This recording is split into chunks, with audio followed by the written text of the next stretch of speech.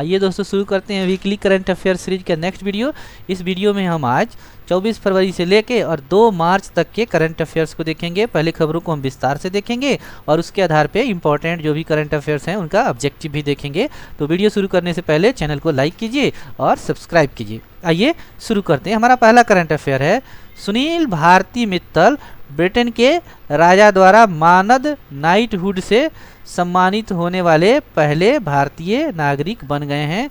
तो ये हैं सुनील भारती मित्तल हैं, इनको नाइटहुड की उपाधि दिया गया है ब्रिटेन के द्वारा और ब्रिटेन के राजा चार्ल्स तृतीय द्वारा मानद नाइटहुड से सम्मानित किया गया है सुनील भारती मित्तल को। और ये भारती इंटरप्राइजेज के संस्थापक और अध्यक्ष हैं सुनील भारती मित्तल।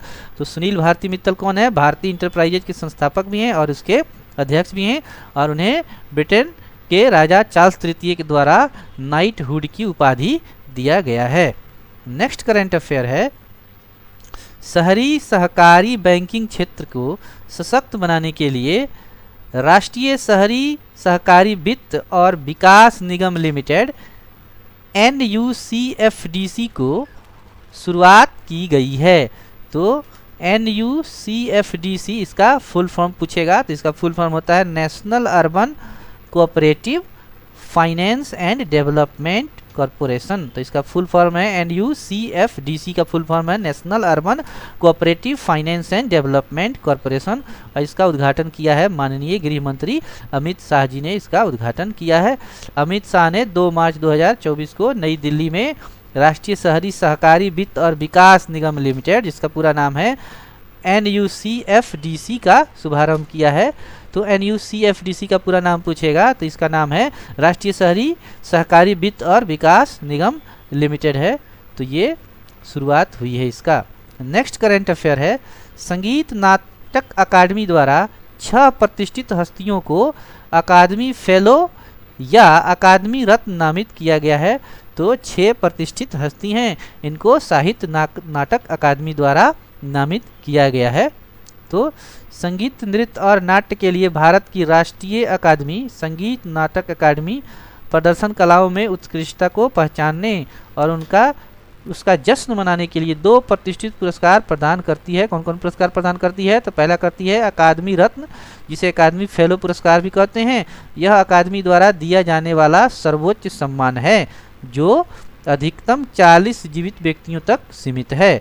दूसरा है अकादमी पुरस्कार। अकादमी पुरस्कार, यह पुरस्कार विभिन्न प्रदर्शन कला विषयों में कलाकारों के उत्कृष्ट योगदान को मान्यता देता है। तो ये 2 पुरस्कार हैं। तो इसमें आइए हम देखते हैं कि जो प्रतिष्ठित 6 जो प्रतिष्ठित हस्ती हैं वो कौन कौन है जिन्हें अकादमी फेलो अकादमी रत्न के रूप में चुना गया है। कला और संस्कृति के संबंध से करंट अफेयर्स है संगीत नाटक अकादमी द्वारा। तो आइए हम इसको देखते हैं। तो पहले हैं विनायक खेडेकर। ये कौन है? ये हैं हिंदुस्तानी शास्त्रीय गायक। तो सवाल पूछा जा सकता है कि विनायक खेडेकर किससे संबंधित हैं? तो ये हिंदुस्तानी शास्त्रीय गायक से संबंधित हैं। हिंदुस्तानी शास्त्रीय संगीत के आगरा घराने के एक प्रसिद्ध प्रतिपादक जो अपनी भावपूर्ण प्रस्तुति और जटिल ताल की महारत के लिए जाने जाते हैं। तो ये किस घराने से संबंधित हैं? तो ये हैं आगरा घराने से संबंधित हैं। कौन? विनायक खेडेकर हिंदुस्तानी शास्त्रीय गायक से संबंधित हैं, इन्हें एक चुना गया है। दूसरा है R विश्वेश्वरन। ये हैं कथकली प्रतिपादक हैं। तो R विश्वेश्वरन किससे संबंधित है? कथकली से। एक विपुल कथकली कलाकार और विद्वान, उन्होंने केरल के इस शास्त्रीय नृत्य के रूप में संरक्षण और प्रसार में महत्वपूर्ण भूमिका निभाई। तो ये आपको R विश्वेश्वरन किससे संबंधित है? कथकली से। तीसरे हैं सुनैना हजारीलाल। ये उड़ीसी नृत्यांगना है, एक प्रमुख ओडिसी नृत्यांगना और कोरियोग्राफर भी हैं जो विश्व स्तर पर नृत्य शैली को बढ़ावा देने के लिए अपनी सुंदरता, नवीन व्याख्याओं और समर्पण के लिए जानी जाती हैं। तो सुनैना हजारीलाल किससे संबंधित है? ओडिसी से संबंधित हैं। नेक्स्ट राजा और राधा रेड्डी। ये कुचिपुड़ी नर्तक हैं। तो राजा और राधा रेड्डी क्या हैं? कुचिपुड़ी नर्तक हैं।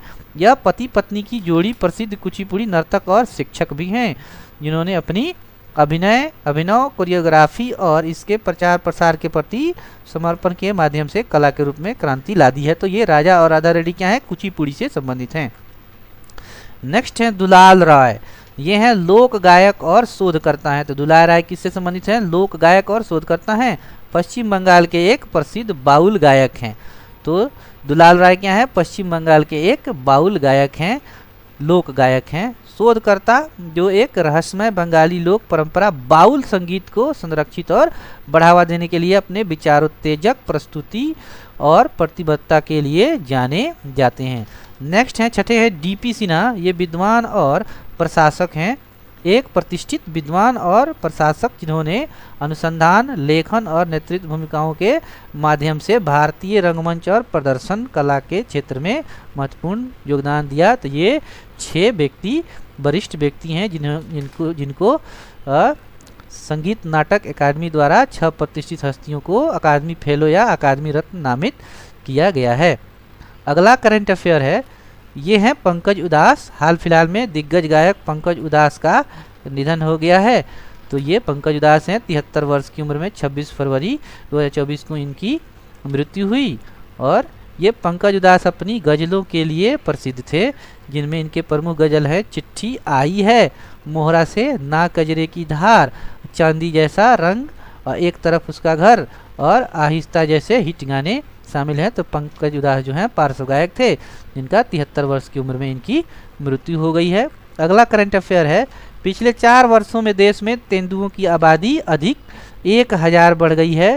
तो ये तेंदुआ है, इसकी आबादी में 4 वर्षों में 1000 की बढ़ोतरी हुई है। 18 से लेकर 22 तक देश में तेंदुओं की आबादी 1000 से बढ़ गई है। 2018 में ये 12,852 से बढ़कर अब हो गया है 13,874 हो गया है। तो 1000 तेंदुओं की आबादी में बढ़ोतरी हुई है। केंद्रीय पर्यावरण मंत्री अभी कौन है? भूपेंद्र यादव ने नई दिल्ली में ये रिपोर्ट जारी किया है। मध्य भारत, विशेष रूप से मध्य प्रदेश में 3907 व्यक्तियों के साथ तेंदुओं की सबसे अधिक आबादी दर्ज की गई है। तो सबसे अधिक तेंदुए कहाँ हैं? तो भारत के मध्य प्रदेश में सबसे अधिक तेंदुए हैं। नेक्स्ट है, 3 नए आपराधिक कानून 1 जुलाई से प्रभावी होंगे। तो 3 नए कानून जो है प्रभावी होंगे 1 जुलाई से। कौन कौन है? भारतीय नागरिक सुरक्षा संहिता बिल, ये पहला है भारतीय नागरिक सुरक्षा संहिता बिल, दूसरा है भारतीय न्याय संहिता बिल और तीसरा है भारतीय साक्ष्य बिल। तो ये 3 नए कानून जो है 1 जुलाई से प्रभावी हो जाएंगे। अगला है धर्मपथ, जौनपुर, अयोध्या, वाराणसी और मिर्जापुर को जोड़ना। तो ये धर्मपथ किसको किसको जोड़ेगा? ये आप सवाल आ सकता है, धर्मपथ किसको किसको जोड़ेगा? तो जौनपुर, अयोध्या, वाराणसी और मिर्जापुर को ये धर्मपथ जोड़ेगा। केंद्रीय सड़क परिवहन और राजमार्ग मंत्री नितिन गडकरी ने 1 मार्च 2024 को उत्तर प्रदेश के जौनपुर में धर्मपथ की आधारशिला रखी। तो धर्मपथ किसको किसको जोड़ेगा? तो ये जोड़ेगा जौनपुर, अयोध्या, वाराणसी और मिर्जापुर को ये धर्मपथ जोड़ेगा। नेक्स्ट करंट अफेयर्स है, भारत के नए लोकपाल न्यायमूर्ति एम खनविलकर होंगे। वेरी इंपॉर्टेंट है, ये एम खनविलकर है न्यायमूर्ति, ये भारत के नए लोकपाल होंगे। तो राष्ट्रपति द्रौपदी मुर्मू द्वारा न्यायमूर्ति एम खनविलकर को भारत का नया लोकपाल नियुक्त किया गया है। तो एम खनविलकर जो है भारत के नए लोकपाल होंगे। जस्टिस खनविलकर के साथ 6 सदस्य की नियुक्ति भी हुई है। लोकपाल के न्यायिक सदस्यों में न्यायमूर्ति लिंगप्पा नारायण, स्वामी न्यायमूर्ति संजय यादव और न्यायमूर्ति ऋतु राज अवस्थी शामिल हैं।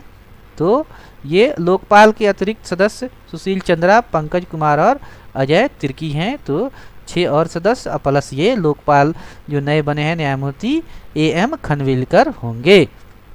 नेक्स्ट करंट अफेयर है, देश के सबसे लंबे सिग्नेचर ब्रिज सुदर्शन सेतु ब्रिज का उद्घाटन पीएम मोदी ने गुजरात में किया। तो सवाल पूछा जाएगा सुदर्शन सेतु ब्रिज कहाँ है? तो ये गुजरात में है और देश का ही सबसे लंबा सिग्नेचर ब्रिज है। तो प्रधानमंत्री नरेंद्र मोदी ने 25 फरवरी 2024 को गुजरात के द्वारका में ओखा मुख्य भूमि और बेट द्वाटका द्वीप को जोड़ने वाले लगभग 2.32 किलोमीटर लंबे देश के सबसे लंबे हस्ताक्षर पुल सुदर्शन सेतु को समर्पित किया। तो ये कौन सा पुल है? सुदर्शन पुल है। कहाँ है? गुजरात में। और किसको किसको जोड़ेगा? ये जोड़ेगा द्वारका में ओखा मुख्य भूमि और बेट। ये ओखा को जोड़ेगा, बेट इटवाका द्वीप से जोड़ने वाला है और इसकी लंबाई कितनी है 2.32 किलोमीटर है और देश का सबसे लंबा ये सिग्नेचर ब्रिज है। तो ये है। नेक्स्ट करंट अफेयर है 2024-25 सत्र के लिए ग्रेड 1 में प्रवेश की आयु 6 वर्ष से अधिक है। तो ग्रेड 1 में प्रवेश की आयु क्या होनी चाहिए 6 वर्ष से अधिक होनी चाहिए। शिक्षा मंत्रालय ने सभी राज्यों और केंद्र शासित प्रदेशों को पत्र भेजकर यह सुनिश्चित करने का अनुरोध किया है कि 24-25 सत्र में ग्रेड 1 में प्रवेश की आयु 6 वर्ष हो या इससे ज़्यादा हो। नेक्स्ट है पीएम नरेंद्र मोदी ने भारत में सबसे बड़े वैश्विक कपड़ा आयोजन में से एक भारत टेक्स 2024 का उद्घाटन किया। तो भारत टेक्स 2024 का उद्घाटन पीएम नरेंद्र मोदी ने किया है। ये क्या है वैश्विक कपड़ा आयोजन में से एक है ये। तो इसका उद्घाटन प्रधानमंत्री नरेंद्र मोदी ने किया। प्रधानमंत्री नरेंद्र मोदी ने 26 फरवरी 2024 को नई दिल्ली के भारत मंडपम में भारत टेक्स 2024 का उद्घाटन किया है। नेक्स्ट है विज्ञान और प्रौद्योगिकी में हम देखेंगे कि नेशनल साइंस डे प्रत्येक वर्ष 28 फरवरी को मनाया जाता है। नेशनल साइंस डे प्रत्येक वर्ष 28 फरवरी को मनाया जाता है। इस बार भी यह 28 फरवरी को मनाया जाएगा। हर साल 28 फरवरी को भारत राष्ट्रीय विज्ञान दिवस मनाता है। विस्तार अधिक यह दिन 1928 में इसी तारीख को भारतीय भौतिक विज्ञानी सर सीवी रमन द्वारा रमन प्रभाव की उल्लेखनीय खोज की याद दिलाता है। तो इसी दिन 28 फरवरी 1928 को सीवी रमन ने रमन प्रभाव की खोज की थी। उन्हीं की याद में ये मनाया जाता है प्रत्येक वर्ष 28 फरवरी को नेशनल साइंस डे। तो भौतिकी में नोबेल पुरस्कार दिलाया इनको सीवी रमन को 1930 में इसी खोज के लिए। भारतीय विज्ञान में एक महत्वपूर्ण मील का ये पत्थर साबित हुआ। और इस वर्ष की क्या थीम थी विकसित भारत के लिए स्वदेशी तकनीक। तो नेशनल साइंस डे की थीम क्या थी विकसित भारत के लिए स्वदेशी तकनीक, ये इसकी थीम थी। नेक्स्ट है भारत का पहला सेप्टिक टैंक सफाई करने वाला रोबोट जिसका नाम होमोसेप एटम है। तो पहला सेप्टिक टैंक सफाई करने वाला रोबोट का क्या नाम है होमोसेप एटम है। तो ये रोबोट है। और आईआईटी मद्रास के विज्ञान और प्रौद्योगिकी विभाग बिजनेस इंक्यूबेटर में स्थापित एक स्टार्टअप द्वारा विकसित यह तकनीक पारंपरिक मैनुअल सफाई विधियों को रोबोटिक में बदलेगा। तो ये कहाँ विकसित किया गया है आईआईटी मद्रास में इसको विकसित किया गया है। याद रखेंगे रोबोट का नाम क्या है होमोसेप एटम। नेक्स्ट है गवर्नमेंट अप्रूव्स पीएम सूर्य घर मुफ्त बिजली योजना for installing rooftop solar system. तो पीएम सूर्य घर के लिए सरकार की मंजूरी 75,021 करोड़ रुपए की कुल परिव्यय के साथ 1 करोड़ घरों में छत पर सौर प्रणाली स्थापित करने के लिए मुफ्त बिजली योजना को मंजूरी मिल गई है। प्रत्येक घर को 300 यूनिट मुफ्त बिजली मिलेगी और 15,000 रुपये कमाने का अवसर भी मिलेगा। तो 300 यूनिट बिजली फ्री मिलेगी और 15,000 रुपये तक कमाने का मौका भी मिलेगा। नेक्स्ट है खेलो India university games 2023 Chandigarh university overall champion बनी।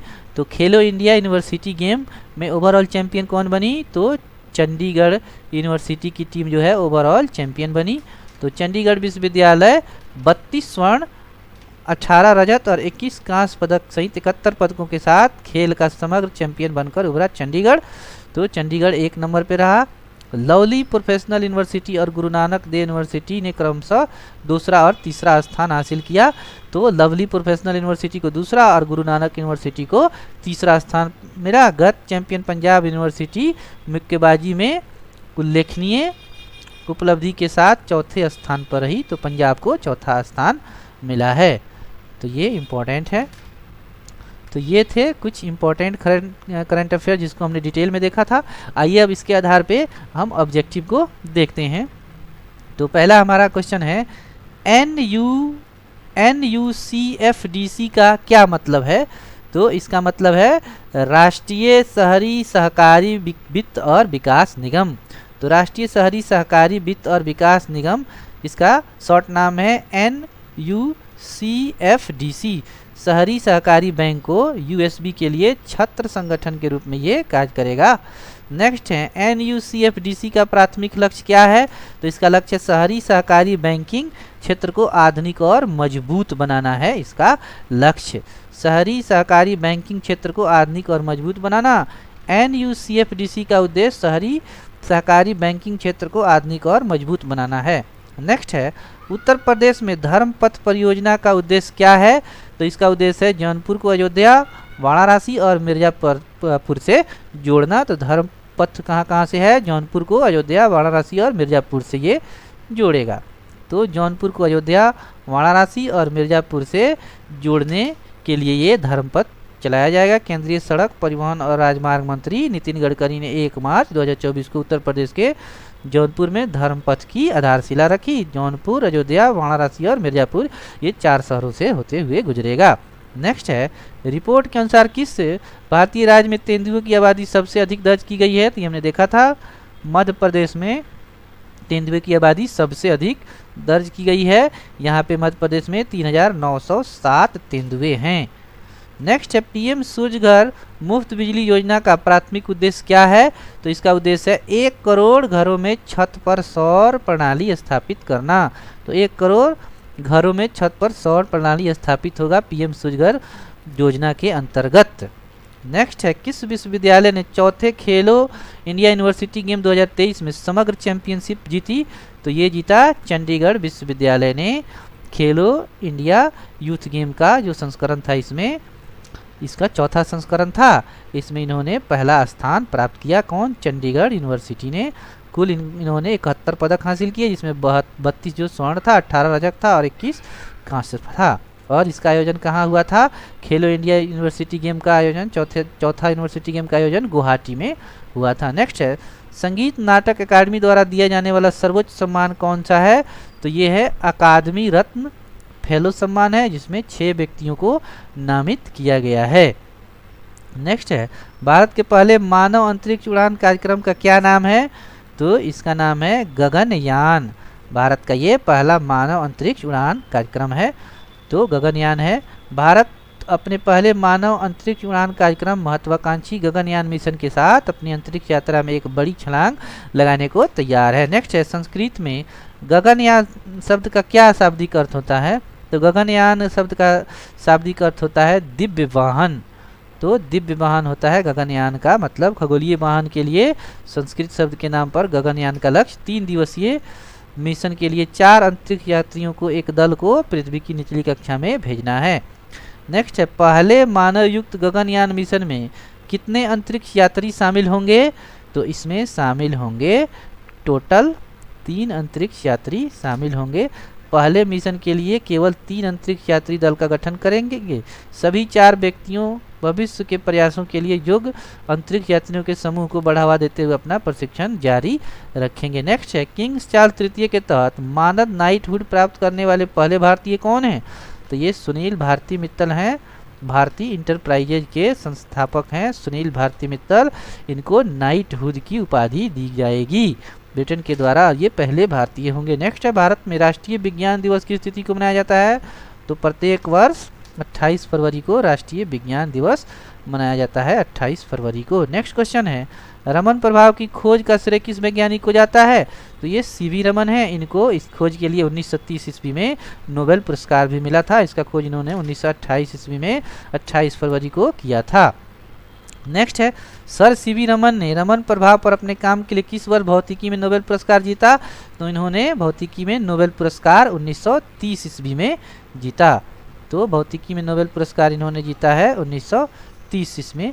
रमन प्रभाव खोज ने सर CV रमन ने रमन भौतिकी में नोबेल पुरस्कार दिलाया। 1930 में भारतीय विज्ञान में एक महत्वपूर्ण मील का पत्थर साबित हुआ। नेक्स्ट है भारत का नया लोकपाल किसे नियुक्त किया गया है? तो भारत का नया लोकपाल है न्यायमूर्ति AM खनविलकर। तो ये भारत के नए लोकपाल हैं। ये VVI क्वेश्चन है। भारत के नए लोकपाल कौन है? न्यायमूर्ति AM खनविलकर। नेक्स्ट क्वेश्चन है पंकज उदास किस लिए प्रसिद्ध थे? तो ये थे गजलों के लिए प्रसिद्ध थे और इनकी मृत्यु 73 वर्ष की उम्र में 26 फरवरी को हो गई है। और इनकी जो प्रसिद्धि मिली किससे थी? चिट्ठी आई है और मोहरा से ना कजरे की धार से इनकी प्रसिद्धि मिली। नेक्स्ट है भारतीय नागरिक सुरक्षा संहिता 2023, भारतीय न्याय संहिता 2023 और भारतीय साक्ष्य अधिनियम 2023 के प्रावधान कब लागू होंगे? तो ये हो जाएंगे 1 जुलाई 2024 से ये तीनों कानून लागू हो जाएंगे। नेक्स्ट है, भारत के पहले सेप्टिक टैंक सफाई रोबोट का क्या नाम है? तो इसका नाम है होमोसेप एटम। भारत का ये पहला सेप्टिक सफाई टैंक रोबोट होगा। नेक्स्ट है होमोसेप है। नेक्स्ट है, फरवरी 2024 में नई दिल्ली में पीएम मोदी द्वारा उद्घाटन किया गया भारत टेक्स 2024 कार्यक्रम किस क्षेत्र से संबंधित है? तो ये कपड़ा से संबंधित है भारत टेक्स। तो भारत टेक्स 2024 भारत में आयोजित अब तक के सबसे बड़े वैश्विक कपड़ा कार्यक्रम में से एक है, जिसमें 100 से अधिक देश भागीदार होंगे।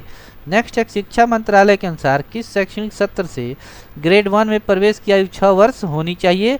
तो ये होनी चाहिए 24-25 सत्र 24-25 के लिए ग्रेड 1 में प्रवेश करने के लिए आयु 1 में प्रवेश करने के लिए आयु 6 वर्ष कम से कम होनी चाहिए। नेक्स्ट है, कौन सा कानून ग्रेड 1 में प्रवेश की आयु 6 वर्ष करना अनिवार्य करता है? तो ये है बच्चों को निःशुल्क और अनिवार्य शिक्षा अधिनियम 2009। इसके तहत 1 में प्रवेश करने के लिए 6 वर्ष मिनिमम आयु होना चाहिए। नेक्स्ट क्वेश्चन है, देश के सबसे लंबे सिग्नेचर स्टेट ब्रिज का क्या नाम है, जिसका हाल ही में प्रधानमंत्री मोदी ने उद्घाटन किया है? तो ये है सुदर्शन सेतु ब्रिज है। सुदर्शन सेतु ब्रिज है जो 2.32 किलोमीटर लंबा है और ये द्वारका में ओखा मुख्य भूमि और बेटा इटावा द्वीप को जोड़ेगा।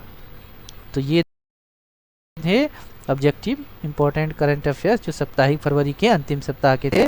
तो वीडियो को ज़्यादा से ज़्यादा शेयर कीजिए, चैनल को लाइक कीजिए और सब्सक्राइब कीजिए। थैंक यू, धन्यवाद।